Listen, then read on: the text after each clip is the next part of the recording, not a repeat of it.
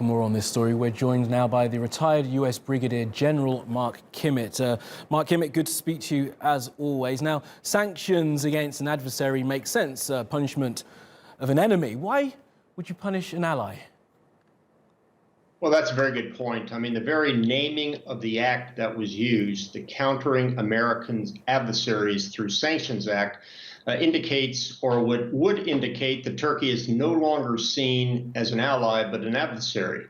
And for Turkey to respond by saying, we will respond in a time and manner of our choosing, sounds like something we would hear from our enemies, not from our friends. However, I also believe that regardless of the situation on the ground with regards to the purchase of the S-400s, the response of America to go straight to sanctions is unhelpful in the relationship, and I think it could cause both sides to dig in. Well, these sanctions are in place now, and of course we've got a new administration taking power in the United States in just over a month's time. Will these sanctions be further acted upon, do you think, by a Biden administration, or will this perhaps be a line drawn in so far as the S-400 issue is?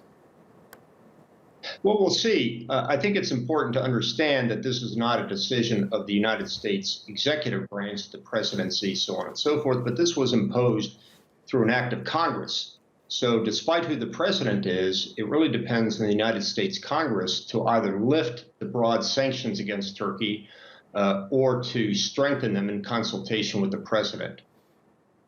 Now, Mark, as a military man, just tell us how you see the punishment of an ally over the procurement of military hardware damaging the relationship between two NATO allies and, of course, the largest military in NATO and the second largest.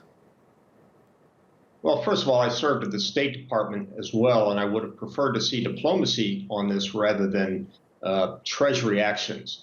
But the answer is quite clear militarily. The only people that are celebrating this decision and this response by Turkey are the Russians. The Russians are going out of their way to split a valued NATO ally away from the NATO alliance.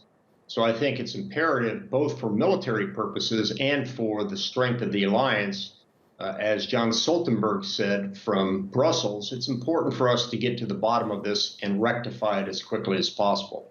Otherwise, the only country that will benefit from this rift between NATO, its allies, and Turkey is Russia. Okay, Mark Kimmitt, thank you very much, as always.